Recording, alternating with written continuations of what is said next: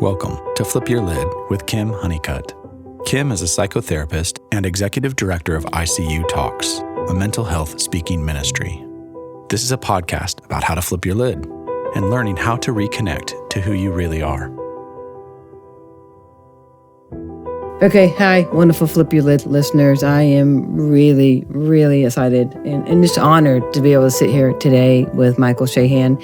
He is a therapist, Enneagram godfather. He just knows so much. He and I can both talk about polyvagal. We can talk about all the therapy nerd things. And so he has a huge following on Instagram, and he is worthy of that because he is sharing so much amazing wisdom and ways for people to be able to not be against ourselves, be for ourselves, and because of that, we can be for other people as well. So, Michael, welcome to Flip Your Lid. Thank you. Yeah. I'm glad you asked me to be here. This is exciting. Yeah, this is really good. So, we're just going to jump in there. And the only thing we know we're going to do is me ask this question, which is tell us a little bit about what flipped your lid and what measures have you had to take to reconnect to who you actually are? Man, I think it's kind of a hard question for me because it feels like if we're if we're saying that flipping my lid means disconnecting from who I am, then I feel until the last year or two, I have almost always felt disconnected from myself. So it's there's not really a moment that I remember early on in life or something that flipped my lid and disconnected from myself. It's just the last several years of my life has been a slow reconnecting to myself in a lot of ways. Does that make sense? I don't know. It does. I don't know if I was born with my lid flipped or I don't think that's true. But I grew up, a lot of my own patterns had to do with me shutting myself down from myself and disconnecting from who I am. And it's been very, very difficult in the last few years, especially the last about a year of reconnecting to myself and, the consequences from that, good and bad and everything in between. Yeah, it's been quite the journey, but I don't know. What was the question? How do I reconnect to myself? Yeah. What's some ways that you help self-regulate? A lot of breathing exercises. I teach my clients a lot too, twice as long out breath as in breath a lot of times, right? Like 2 in, 4 out, 3 in, 6 out. A lot of breathing, a lot of breath work. And what I have found the most, it's not any sort of head game exercises, like try to go to a happy place in my head or try to think these things. It's like, because I can't. When I'm disconnected, when I'm spinning, when I'm anxious, my brain won't do that. And so it has to be somatic. Right. That's so a lot of that is, a lot of breath work. In the last few weeks, I've been going on walks and just kind of feeling my body and paying attention to what's around me and feeling that kind of, I can more and more able to feel that sliding out of that anxious spinning headspace and into this sort of present grounded body space. And it's just really recognizing what that feels like and what it feels like when I'm not there. And actually, the last few weeks, I have this app on my phone called Yap. And I have it'll randomly send reminders to me throughout the day. And so it's this, what is going on inside of me right now? And that is sent to me 6 times randomly throughout the day. So it causes me to pause, take a deep breath and check in what's going on and just throughout the day, be aware of what's going on internally. Because that's really what regulates me more than anything, I think, kind of bringing back to the present moment and focusing internally. Yeah, I think you've already just fed our audience. Just the question coming from the app. The fact that we need to be reminded to check in and see, am I actually in my own life? Yes. Am I here? Am I present? Am I here? Or am I in the future? Or am I in the past? Right. Versus, And it's such an interesting question because a lot of times it'll pop up, what's going on inside of me? And I'll say, I have no idea. Oh, wait, let me check. And then the more I practice, the more it's almost easier it is to get to that place of what's going on in me. Am I present? How do I get present? And being able to describe it and know what I'm feeling and know how it feels. Is it a sense of ease? Is there a sense of panic? Am I spinning? Where do I feel that? It's been a really, really interesting exercise for a while for me to do. And I'm really, really grateful that I started doing that. Yeah, it's good. David White, just to paraphrase I love David White. Oh, yeah, absolutely. Love David White. Without Suzanne Stabile, I probably wouldn't know, but I was in a conference with Suzanne Stabile and she screamed at me in front of everybody. She's like, you order David White's book right now. And no one can talk to me like that, right? But I was like, ma'am, yes, ma'am. And so, but I love his definition of maturity, which is maturity is holding past, present, and future simultaneously in your hands, basically. Wow. Okay. Right? Wow. Yes. Yeah. And so just the idea, because trauma trauma means I can't be in the here and now. Trauma stops me from being present, right? Yes. And future means how do I be the future self, the higher self? And so just to speak into that, if you can, about your journey of learning, how did you even figure out, because we do it in increments, right? How did you figure out, like, and you mentioned a year or two ago that, I'm actually not here. I'm not present. So how did I figure that out? Is what you're saying? Like, what was even the process of? Did something happen that you hit bottom on that? Did someone tell you, like, hey, you're disassociated all the time? Like, how did that even come to fruition? How did it become evidential? Yeah, that's a great question. I think I would probably have to point back to grad school for the first time ever, which was 2015 is when I started. So I was basically in a room with 23, 24 therapists or future therapists, right? All very caring people. And I remember there were a few times in grad school where I remember thinking, like, this is the first time I've ever fully shown up somewhere and felt loved and accepted and appreciated by people. Wow. And there was just a few weeks into grad school, I was like talking with people, and the topic of parents came up. And I had a lot of like really, really hard stuff a few years happened before with my parents. And I remember crying as I was telling the story to a few people on lunch break. And like feeling really embarrassed about it and apologizing. And this one lady who actually works right down the hall from me now, which is so cool. That's amazing. She said, thank you so much. It was an honor of you. It was an honor for you to share your tears with us. Yeah. I was like, wow, what? Why? What is that? Why would that be? Why would you even, I don't know. And just to feel appreciated and accepted and wanted and loved and not judged by like a group of people. When I was able to, I think that opened up so much in me, because that's right around the time I started my own therapy journey. I'd never been in therapy before. Gotcha. And just able to, I don't know, practice this. I think it had always just hidden internally, and within a lot of shame. Right. Expecting people to judge me. And then it was almost like I tried not hiding for the first time and it went well. Well, it's like, wait, this is not at all what I expected this to be like. I feel so accepted. And that that safety opened up more ability to explore myself, right? Because it wasn't really safe to explore myself before, but that safety gave me the permission, the ability to start opening up myself. And that's kind of really when my journey of growth started, was in grad school in like a really big way. Yeah. And I really, really think it probably started with just this safety in this community of people. Yeah. It did a lot for me. Yeah, I'm so glad it landed well, right? And they got to be safe for you. Yes. So let me ask this, because I know you specialize in Enneagram, and I already know you're a 9. You know I'm an 8. And so those who are listening, you understand that overall the term is for 9s, which I disagree with, in the sense that y'all were peacemakers, right? I think peacemakers, peacemakers, whatever. Yeah, because I think it's that it's, well, this is my question. Help me with this. So the definition of fawning, trauma response fawning, is to do something for somebody to avoid conflict so that you can feel safe. That is also the definition and description of an Enneagram 9. Yeah, it's a huge pattern. Yep. Wanting to keep everybody sort of soothed. I can only be okay if everybody around me is okay. Right. Kind of like defending myself by keeping myself safe, quote, safe, by keeping everybody around me okay. Right. By avoiding the conflict, not even getting there for the conflict.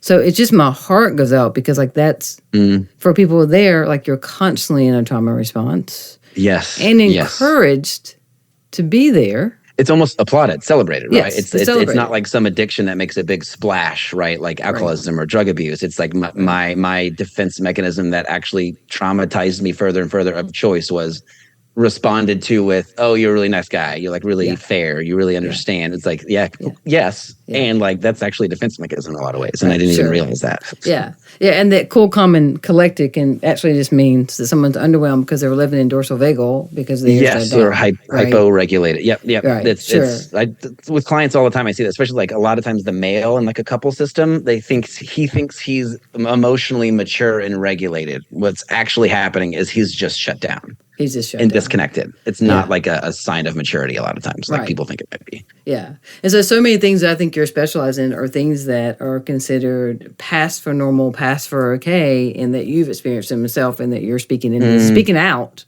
about like, hey, like, let's call this what it is. Yeah. That's a great point. Yeah, it's really, really good. So how's that Like that level of vulnerability that you have now because you're speaking publicly so much since that one time at lunch with everybody in graduate school, right? Like that's a path of vulnerability.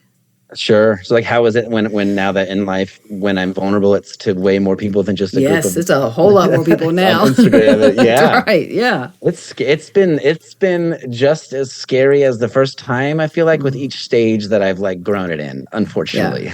Yeah. Like, right. Like, I mean, the first time I ever did an Instagram live, I was absolutely panicking.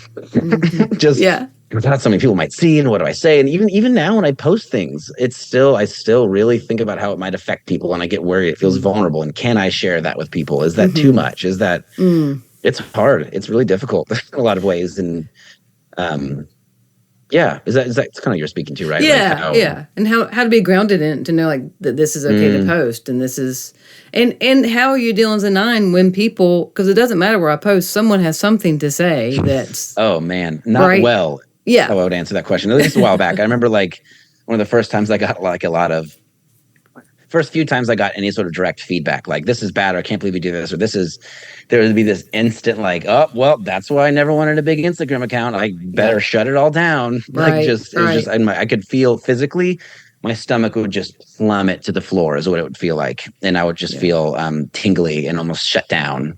Right. When it would happen, and wanted to just quit it all and hide, like this desire to run and hide, basically. But it's interesting. Sometimes I'll get really angry. Yeah. I'll get angry and like, what do you know? Or share with somebody, or I feel this urge to like, I don't know. Yeah. So what it is, a lot of times I've had people directly message me before, like, I really don't like this. People will say this is a stereotype and it's unfair. Like, well, it's a meme, so of course it's a stereotype. Like, I don't know what you want from me. True. I actually could say that to so many people. Yeah. And I remember talking to a friend of mine who's an 8. Her name's Amanda. And I was just talking about this lady, like, reach out, and I had this urge to like fight back, like explain myself. Well, I didn't because she basically was saying you're misrepresenting 8s, and everybody does this. And then I remember she was kind of getting curious with me, my friend Amanda, like, what is it about that upsets you? And it really went back to this, like, oh, she doesn't know that I understand her, that she doesn't see that I'm a good guy. She doesn't understand that. So it's all these like defense personality mechanisms that I couldn't make work in that moment like I normally can. Yeah. And then she asked me the question. I said, I want her to see that I care and that I understand. And then my friend Amanda said, how much of that do you have control over? Yeah, that's good. And then it hit me. I was like, none. Right. And I felt a sense of relief and a sense of panic at the same time. Right. Like, it's a beautiful truth that's uncomfortable, right? Like, it's I don't have control of this lady. I can do I could put so much effort into letting her know who I am and that I really do understand. But I could do all that and she could still reject it. Yeah. And so there's a freedom to that and a panic at the same time for me in that moment. I remember feeling that really strongly. Yeah, that makes perfect sense. So my wife today was looking at your account and just reading stuff. She knows more about the Enneagram than even I do, and she's just amazing. And she's a 4, and so she showed me the Enneagram 8 post that you had, and it says Enneagram 8. It can feel very vulnerable to not speak their truth, ask for help, appear soft, easily influenced, making mistakes. She says, "Is that true?" I said, "That just made me very nervous as I put that away." Really? Right. Talk like, what are we going to talk about that for? Put that away. No one needs to talk about me feeling soft. All right. She's like, oh, well, that's my answer. She's like, that's all. Perfect. That's all I needed. Right. It's interesting how different things for different people are vulnerable. Like for 8 and a 9, some things that are vulnerable can be exactly the opposite. For me to speak my truth can feel extremely vulnerable. Just like for an 8 such a good to point? Not speak their truth can be just the same amount of vulnerability and fear internally. Yeah. Yeah. That's such a good point. I love the way you put that. Part of what, and it's not that she and I struggle about this, but if we were in public recently at AT&T and this woman was caustic and was interrupting our time with the customer rep and was demanding to be seen in front of 20 other people. And this person working there was a 24-year-old woman who drove 5 hours that morning just to work there. So I've got compassion for her, and I'm wanting to speak directly into this woman in a loving way about her interrupting us. And she stopped me, and I will perseverate on that because I didn't have a voice, because I didn't take action about something that to me is now a social justice issue. It becomes everything, right? Yeah, just the different perspectives.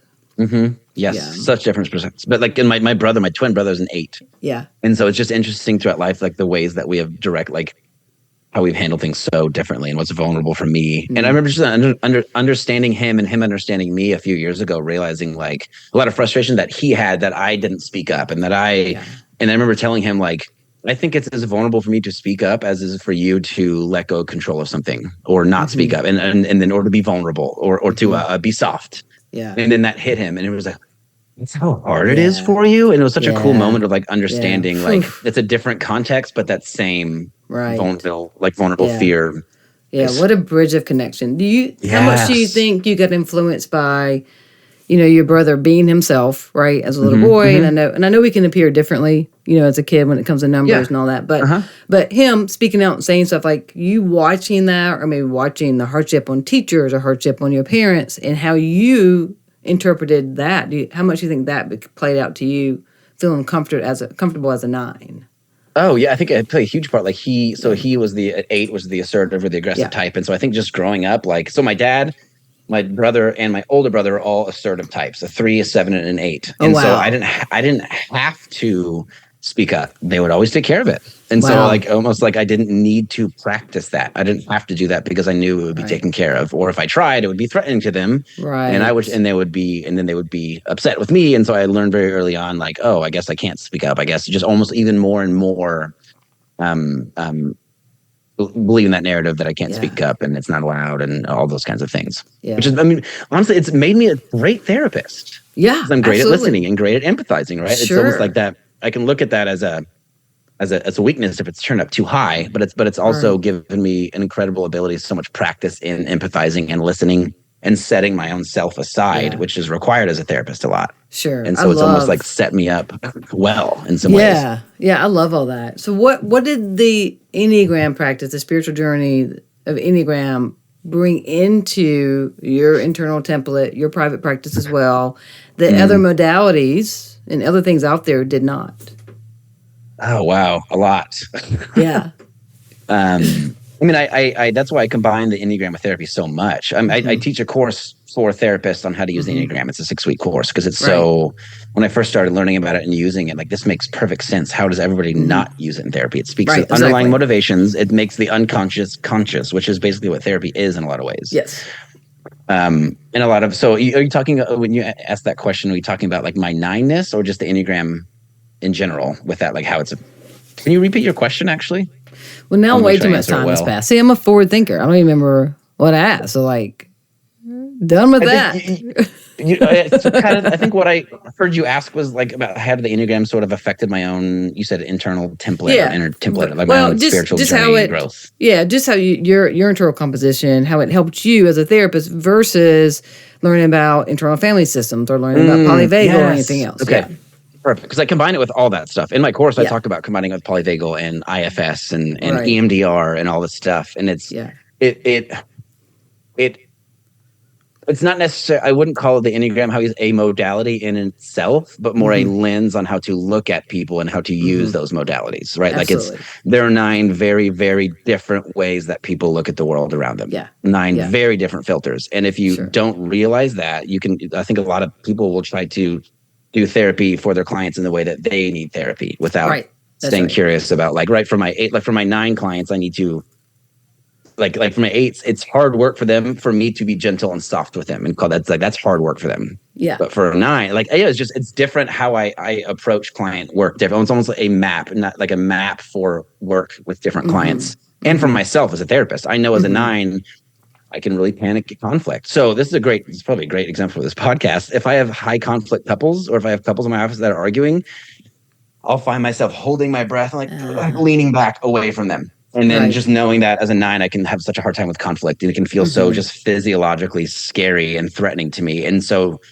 just recently I had that happen. I felt my back usually starts to sweat when I get panicky like that and nervous. And so I was like, wait, okay, I'm panicking. I'm nervous. This is okay. This is actually probably important that they talk this out. This doesn't mean I'm failing. We're going to be okay. And just reminding myself, coming back to the present and not doing therapy or continuing on from that reactive space. If I need to calm this, but like I can use that part of me to calm it or soothe it or mediate.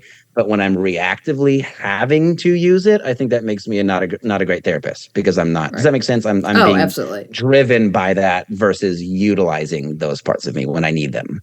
Yeah. No, I think that's very well said. That makes perfect sense. And I've heard people say that they think being an 8, not talking about me, this saying in general terms, that how can an Enneagram 8 be a good therapist? And I think I'm a really good therapist as an 8 because I don't get commingled with your emotions and what you're experiencing. I truly believe you can carry this, right? Wow. I truly believe I can be beside you in it, but I'm not going to do it for you. I would never do it for you, right? Sure. Right, and so I can have a long day with clientele or patients, and I can just, outside of like horrific tragedies, right? Like I can just walk away and still stay in my recovery, my life. And I think it'd be hard to be a dependent stance and be a therapist than an aggressive stance. Yeah, sure. I think, it's its own, definitely each has its own struggles and own challenges, difficulties, because the eights have that defensive mechanism of denial and compartmentalizing things. And so it's natural for you to just walk away from that, which can be great. Yeah. And sometimes, but I could see some ways it could be not as helpful, right? In certain therapy situations, just like me. Like there's I remember learning a while back, just after grad school, about this balance of, what is it called? Not approachability. I forgot the language for it, but as a therapist, there's a need to be accepting and non-judgmental for whatever happens, and there's a need sometimes to push into uncomfortable things. Invitation, high invitation, and conflict, directness, something, right? To have that balance to do both. And I think as a 9, I have this sort of invitation, welcoming, non-judgmental down easily. I can do that in my sleep. But what's hard for me that I've had to develop over the years is the confrontation part. Like, this is important. This is why they're coming to me. I have good insight. This is why they need to hear these hard things. And so it's okay for me to do that. Whereas some 8s, on the other hand, it's just easy to challenge all day. Right. Sometimes without the invitation, it can leave people feeling uncomfortable. Sure. Versus, it can create. Yeah, it's a good distinction because there has to be a relationship there, and it has to be knowing. Yes. And if you're all conflict and super direct, and like maybe people don't feel as safe with you. Right. Maybe you have great stuff to say, and you'll say what other people won't to them. But if they don't hear it, then what good is it? That's exactly right. Yeah, because we have to be in our essence in our adult space to have any movement. Yeah. Right? Yes. Yeah. Yeah. And so that's part of it. That's part of why I love being a therapist, is that I'm so encouraged. Just like your app coming in saying, "Are you here?" Like it's the same thing. Like I have to be present because, people, those of us who are traumatized are incredibly intuitive, but we also say in a trauma response of reading the room a little bit too much. So they will know if I'm not present. You're saying your clients will know if you're not present? Yeah, so it's great. What do they see? Can I ask that question? Can I ask you a question? Well, I think I do a good job overall staying connected, but if I walk in and I'm still a little bit, haven't quite washed off the last interaction, or I just responded to a text or something and I haven't quite transitioned to them, they will be very evident about that. And they'll ask me, "Are you in a good mood?" I'm like, "Yeah, I'm in a great mood." Oh, they can notice? But I'm in a great mood, but it doesn't mean it looks the same on me as it looks on them. Sure. Right? And so us getting to know each other and them being okay to check in with me, but me saying, like, I really need to make sure that you are aware that what's us to pursue what you're seeing in me. Is it what you walked in with? Or am I now in the mother role? Which is very easy as a therapist to be put in the mom role, right? We're taught to be the good enough parent for them. Right? Yeah. Interesting. Which leads into attachment stuff, which I don't think enough therapists have taken the time to research it. And I know that you're very well versed. And so how have you seen attachment injuries and your knowledge of attachment theory come into play for you with your clients? Man, it's even the last few months. Again, I feel like just in the last year. I mean, I could talk a lot about that. Just a lot of growth exploding in me in lots of great ways, lots of life-altering ways. But I'm learning a lot about how anxiously attached I can be.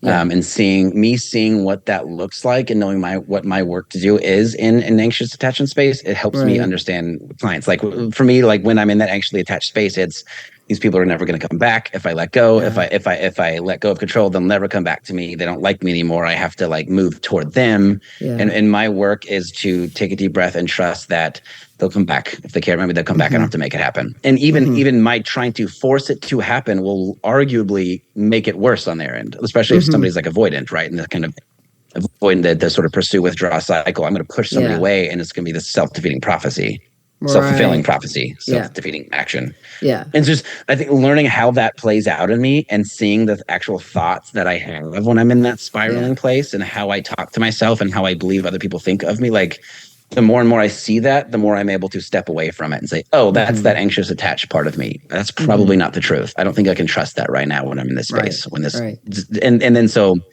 seeing it with clients, just being able to speak to anxious and avoidant and however that looks for them. I don't know. It really helps empathize, helps understand. So how I think whether somebody's anxious, avoidant, or however their attachment style looks, that, how do I put this? It feels so true in those moments that somebody's leaving and they're never coming back and they don't care about me. And so it feels like God's honest truth sometimes that I'm really in that really scared place. And then knowing that feels so rational and real in the moment. Yeah. And so being able to speak to clients whenever anxiety, maybe they're in more of an avoidant client, and their fear is that they're going to be engulfed and taken over. So they have to have their space. Right. And just like knowing how real that feels for them. Like they truly believe when they're in that triggered space that they're going to be smothered and never be themselves again and lose their sense of self. And it's to empathize with how real that feels has been really big for me in the last few months, especially because it can feel so scary. Yeah. And but lately getting into a place where just the other night I was spinning about something and I actually had this thought like, wait, this is how I spin. I don't think I can trust this right now. I don't think this is actually me and my best self. And then immediately after realizing that, took this big breath and then it was gone. I was like, I will revisit this tomorrow because right now I can't trust any of these thoughts. This is not going to be helpful. I'm not grounded right now. And just knowing what it feels like to be not grounded and know to not make decisions or trust how I see myself in that space is huge. Well, even all of what you just said, like that's in a sense like 6 months of therapy for people. And the vulnerability with that, because we really aren't taught that it's okay for us to be vulnerable as therapists. Okay, sure. Right? And so that's so real of what you just said, and just share with people. And the idea of being able to check in and say, have I felt this before? Is this an old story? Right? Yes. Yeah. Is this really comfortable? And so in that moment, I'm going to believe everything the thoughts are telling me, right? All the parts of self that 100%. Come in. They feel like the truth. Yeah. Do you call that out to like your clients if you see yourself spinning? Do you ask them to give you a second? Or are you able to do all this internally? Yeah, it depends. Sometimes internally, sometimes it depends on the relationship I have with them because I like modeling that for them, right? Yes. Like just yesterday, I had a client and I was sweating. I told you I was sweating. Yeah. And near the end of the session, I said, "Hey guys, is it hot in here, or am I just sweating because I'm uncomfortable with the conflict?" Because I had told him that before. Because the husband's a 9, and so I've shared how I can feel, and he's really related to that a lot. And I just directly said, like, "Is it actually hot in here, or am I having like a physiological response?" Right. And they said, "It's actually really hot in here." It's like, okay, cool, we're good. But I will absolutely speak that directly with my clients. Like, I remember just, 2 years ago, maybe 3 years ago, I had a client. I always tell my clients, if you're ever upset with me or all of a sudden are hurt by something I said or feel like I was shaming you or anything, I want you to let me know. You have full permission. And then I had a client say, I was really angry at you for what you said. Actually, no, this is even a better example. This was this week too. I had a client say, I was raging at you since our session 2 weeks ago. You told me that I have to do all this on my own and this and this and this. And my first thought, I felt this immediate ball in my stomach of fear. I was like, oh no, I upset them. I did something wrong. I messed up. Right. I'm bad at this. I was like, wait, hold on. And something about just my work lately or something, I was able to see that, that's not actually what I told her, but her wound is exactly right. What I told her was, it sounds like your work around this is to really find out what you want and be able to ask for that. And what she heard was, you need to go and figure that out by yourself. Right. And that's what she heard because of her own wound. Yeah. And I was in a regulated space enough to not say, that's not what I said. That's not what I said. That's not what I said. Yeah. Or also not go to this place of, I'm so sorry. Oh my God, I'm so sorry. I'm so sorry. And that makes it about me. Right. At one point in time, I almost said, I feel like a huge jerk, but then I stopped myself because that's making it about me. Yeah. It's making it about, that's almost inviting her to feel sympathy for me and get out of her own. And so I was able to know that in the moment, see that, and just like stay curious with her. Like, can you tell me where you heard me say that? What was that like? What's it like being angry at me? And it was a really cool session. It was, and then at the end of the session, and then even around the middle, I said, "Hey, I want to check in really quick how my response to you sharing those wounds felt. Did you feel heard? Did you feel like I was making excuses?" And I said, "I would like to handle that even better if there's a way to do that better in the future." And I don't think I would have been able to ask that question and invite that had I not been in a more regulated place. And then at the end, I told her, I said, I felt this pit in my stomach earlier, and I felt angry at you when you said that. But I realized that was just a defensiveness and a reaction from the fear, and I don't actually see that anymore. It makes sense. Yeah, it was a really, really cool session. That is such beautiful and powerful modeling. Thank you. Yeah, I think that's so incredibly important to model that with clients. Like that gives them permission to say hard things to people and practice it and to be heard and to model needing to regulate, and the stories that I have and how I got mad at you. That doesn't mean you're a bad person. Doesn't mean I hate you. It means I was reactive in that moment. Yeah. This so much can coexist. Yes. Yeah. Yes. Yeah. Yes. Yeah. That's so good. And so in speaking of story, let's segue into polyvagal. Tell me a little bit about how you got introduced to polyvagal theory by Dr. Stephen Porges and just how that's been a powerful tool for you. I can't remember how I got introduced. There's a therapist that I work with downstairs. She owns the practice. I worked with her for years. She was the one who taught me about it initially. Yeah. Because I don't think we learned about it in grad school. No. And I read, I read, what was the book by Deb Dana? There's another. She's got like 3 or 4, maybe 5 books. I read, read one of those and just really seeing how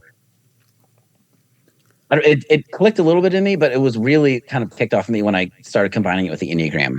That the other therapist that I work with, we actually created a course once for like the Enneagram and Polyvagal Theory, like the Polyvagal ladder, how there's 9 different looking ladders for each number. That's so good. Different, right? How different numbers, it's a different threat that sends you down the ladder, and it's different narratives that are developed in different ways that each number tends to what's the word? Just perceive and interact. Just their understanding of it. To combat those narratives, to what's the phrase I use? I forgot what it is, but I've mapped out each sort of ladder for each number. I think the shutdown space looks the same for each number. But I also think 9s can go to that shutdown space quicker in a lot of ways than other numbers. But just mapping that has helped so much, just guide the work of a client, help them sort of befriend their nervous system, right? I think that's, I don't know whose phrasing that is. I don't know if that's Porges or... It's probably Deb Dana. Is it? I think that's probably, yeah, because I don't think Stephen Porges knows how to say things simply. Yeah, sure. Don't. He's brilliant. He can't say it in a way anybody can understand it, right? Yeah, in a way that's not dry, you mean? Dry, yes. I was trying to be nice, but we'll go with dry. All right. I don't think that's a mean I think it's accurate. No, I don't think it's mean. I think it's accurate. Sure.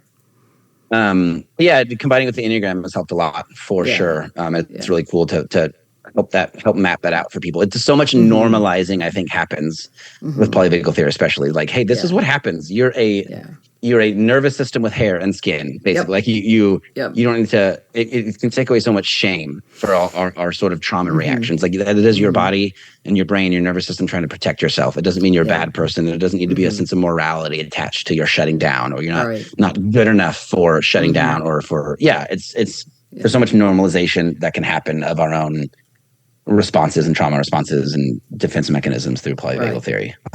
No, it's absolutely true and well said that, like our system is created to exactly what it's doing. Yes. And then we go into society and culture who, because everyone else is already traumatized and they're also in their own functional freeze or high performance or hyper aroused, whatever it is, no one recognizes that, like, we have to have a lot of encouragement and modeling, like what you're doing, and being public about it, to know that there's actually a sense of self in the present that we can get to.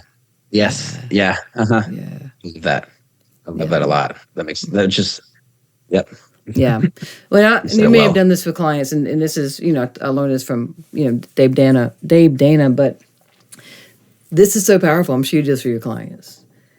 And so for those who are listening, like, to think of the person that anchors you, and it could be your dog, it could be a grandparent or your current spouse. There's somebody that really lets you feel connected. Think of a time you laughed with them, and there was just such a connection.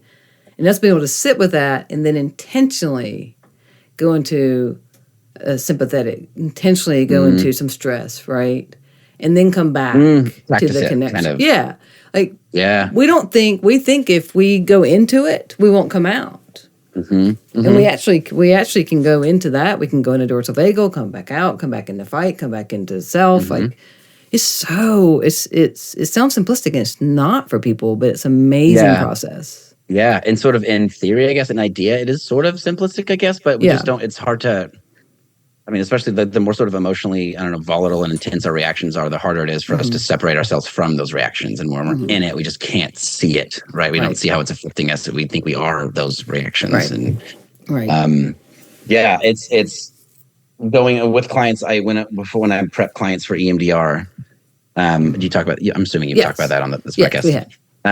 I always do the resourcing stuff. We create a safe place, or sometimes a safe person, or a safe object, or a container. And when we have that figured out, we practice it. So I'll say, like, on a scale of 0 to 10, right? Like 10 being you're totally freaking out, 0 you're calm. What puts you at like a 3? Right. Think about that, and now let's practice using that resource. And it blows people's minds like a lot, like how.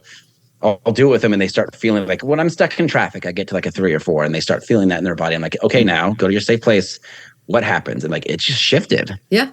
And then what's so cool is I always point out, like, I'll say, did anything get better in your life outside of this room during this 30 minutes that we did this? No, but like your nervous system calmed down, you felt safe. Right. So you have so much more control over that when you're intentional about it than you think you do. It's not, you don't have to wait for things around you all the time to change. You have a lot more power to regulate yourself when you practice that. Yeah. Intentional about that.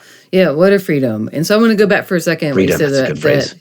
That you took all 9 types and kind of brought their own ladder. And the ladder, for those listening, is the 3 parts of ventral vagal. It's a story of connection. Your sympathetic is a story of protection, and that's fight, freeze, and fawn. And then dorsal vagal is shut down. That's your story of disconnection, right? That's where you believe you can't. Phrasing. Yep.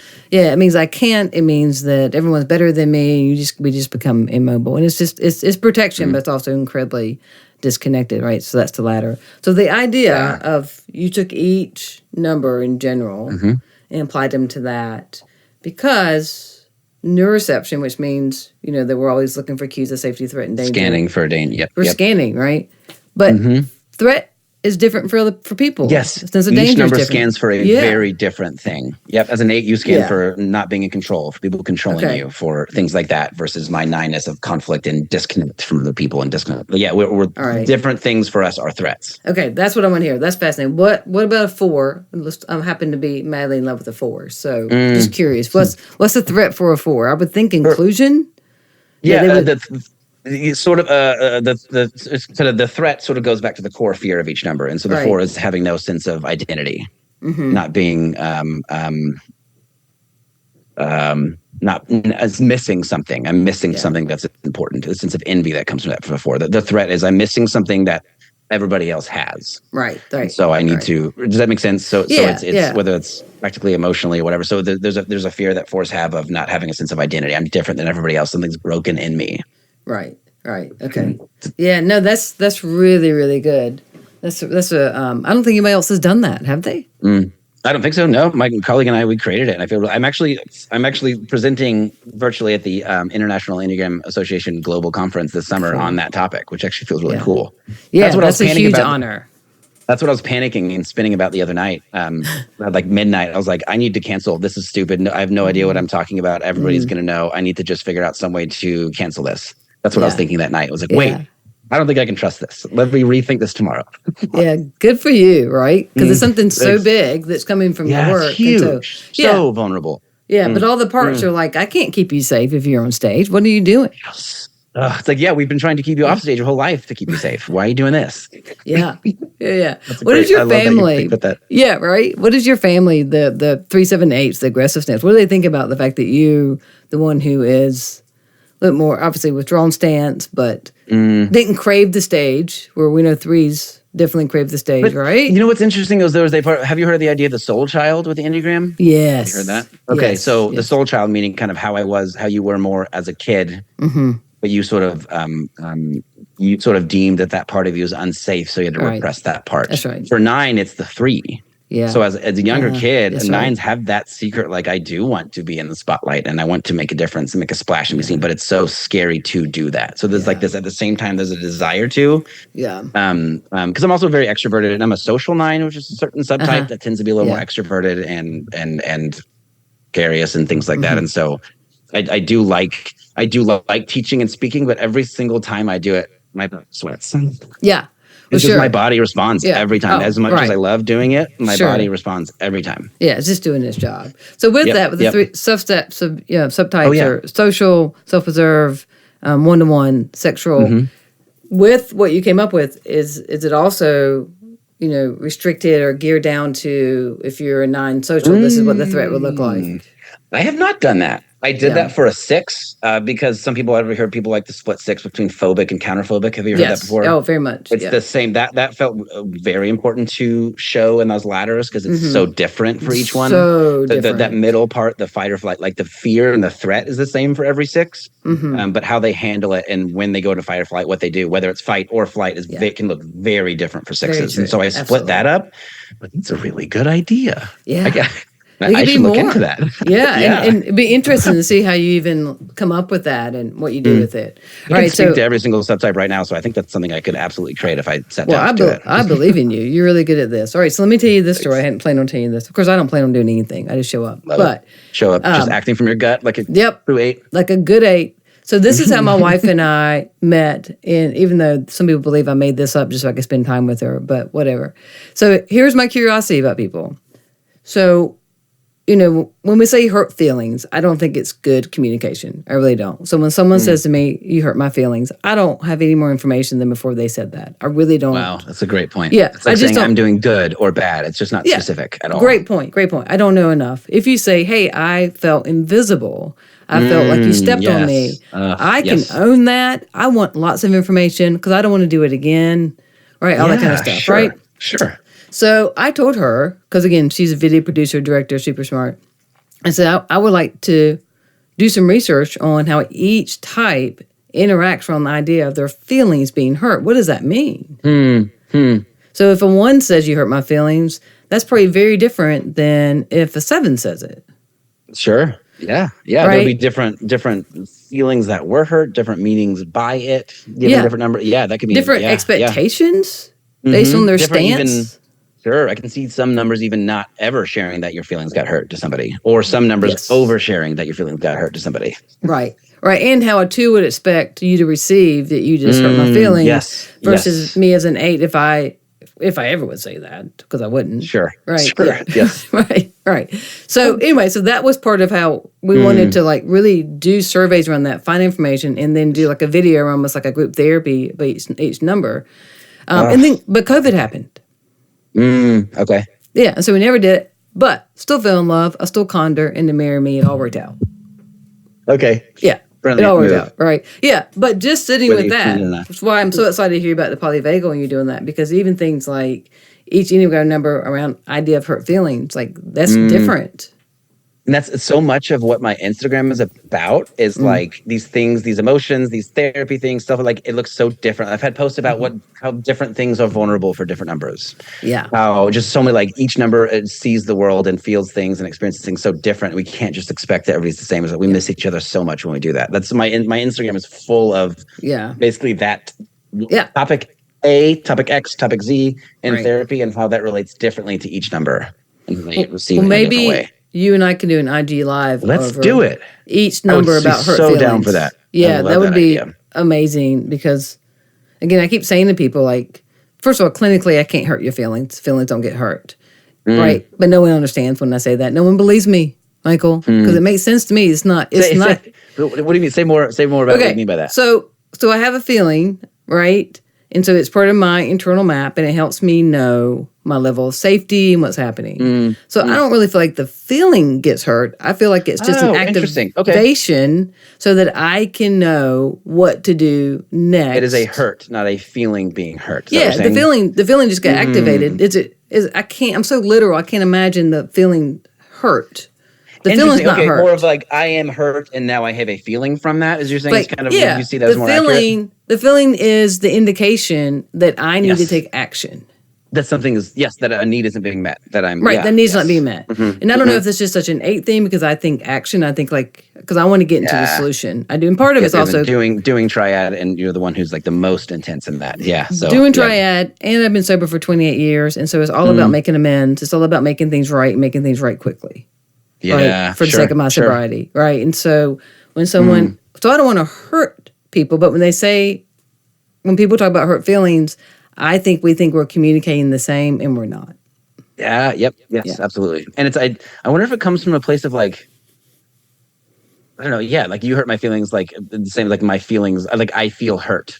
We're so bad at communicating our feelings and knowing what they're like and how to access that we just kind of use clunky language around it or something. Right. Well, and think of this. So let's say a 2 says to a 3, an Enneagram 3, like you just hurt my feelings. Well, how a 3 can feel something but doesn't respond from feelings. Think of the disconnect in that conversation. You do know your stuff about the Enneagram. Yeah. Yeah, I could tell. I've been around for a little while. Yeah. But how different that like just interaction could be if they knew that they were coming from a different place, or to be able to communicate that better. Is that what you're saying? Right. To have the verses of, so, all right, let me say this and I'll shut up about it. And I use this example all the time. So if I love football, and I don't anymore, I used to love it when I could play it and I could knock someone down and not go to jail. So there's an 8 for you. Such an 8, right? Yep. But let's say I love football, I love sports, and you don't. You're more arts, crafts, music, that's your thing. And I'm trying to get you to understand something I'm saying, and I use a sports analogy. Sure. I'm not considering you at all. But I'm expecting you to get what I'm saying. Well, if I really want, if I have self-awareness and I have capacity, I'm going to realize need to hear it differently than what I need to say. You. I need to use it, arts, music, something that works for you. If I'm really including you in the conversation, right? Yes. So I take that and extrapolate that to the Enneagram. So if I know your dependent stance, my conversation with you has to be, I need to honor that. So when you're saying dependent stance, are you talking about, do you mean withdrawn stance? You mean 9s, or are you just using dependent stance? Well, I just meant dependence 1, 2, and 6, and you're okay, withdrawn. Perfect. I was just making sure that you're, I can say withdrawn. So if I know your withdrawn stance, then sure. Then that's a very different way to communicate. Sure, yes. It's a different way. Yes. Yeah. Yeah, like that's like for example, like withdrawn types, like 9s, 5s, and 4s. They can very frequently not text people back, not respond to people. Right. And then other like more assertive types, like that must mean, so it's easy for me to respond to people. You're not. So without self-awareness, that must mean you don't like me, because if I didn't respond to somebody, that would mean I hate them. And so that must mean you feel the same thing, when could be very not true. Right. But just without that self-awareness and knowing that, like, just because I think that, and this is how I would react or feel or respond to the situation, does not at all clue me in how somebody else is feeling just because they're doing the same thing at all. You got it. That's perfect. Yeah. And so it's part of why I love the Enneagram, and I'm sure it's part of why you fell in love with it too. Especially with couples therapy. It's huge to show like, the vocabulary and understanding each other and doing the shadow work and knowing all the things, right? Yeah, it makes such a difference. So great example. I have a client who one's a 9 and one's a 1. And the wife's a 1 and the husband's a 9, and she gets so frustrated with him not cleaning things up. Yeah. She's like, he can just walk past things and not care and like he doesn't see it. But I think he's probably doing that on purpose to make me pick it all up. Oh, wow. Yeah. And then I was like, let's leave room for that being a possibility. Yeah.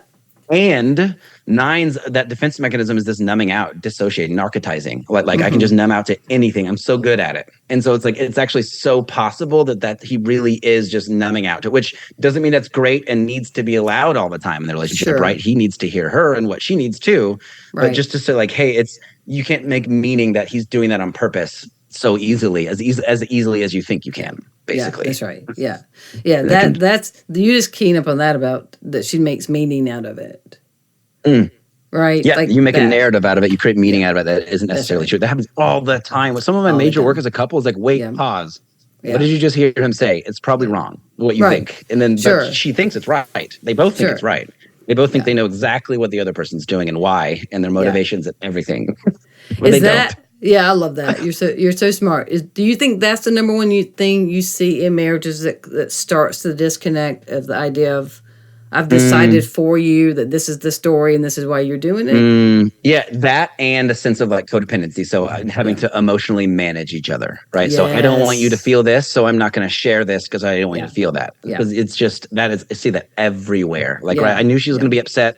I knew she didn't want to be at that bar for very long, and so I told her I wanted to leave early, so she wasn't upset. And I remember this couple. He said, "Because I love her and want to take care of her." And I was like, I don't think it's about her actually in this moment. And I was pretty direct. I said, so what happens if you stayed and didn't do that? He said, then I'll get an earful on the way home. I said, oh, so it's actually about your comfort level on the way home. There you go. Not about taking care of her. It felt great. It felt great to be that direct with him that time. Well, and but it's also sort of the what are you saying? Yeah, well, you saying that is actually what most therapists wouldn't say. Yeah. I feel it feels difficult to say. I think early on in my career, I wouldn't have said something that direct at all. Yeah. Well, it's also the insight to see what's really going on. Yeah, yes. Right? To see that what's going on under the surface and like and be able to call people out. And there's a lot of times when you really hit it, there's a resistance. He was like, no, it's not about me. I'm like and usually if it's an instant, then there's probably some. It's really about you. Yeah. The other day, this week, the beginning of this week, I had a client say she had to reschedule, and she showed up and she said, "I'm so sorry if this was your only. I was really stressed rescheduling because I was worried this would be your only free hour on your calendar, and I don't want to take it up." And I said, I think that's probably my responsibility to make sure I'm taking breaks throughout the day. Yeah. I said, it sounds like you're trying to take care of me. She's like, no, I'm not at all, and denied it 2 or 3 times. Yeah.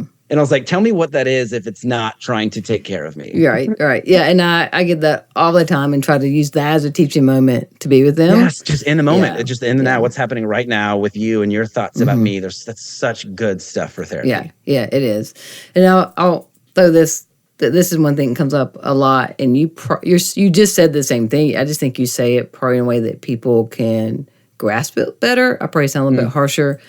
But when people bring up the whole thing of, well, I'm not going to tell my husband that because it'll upset him, then I really say, well, I need you to grasp that's a childlike narcissism.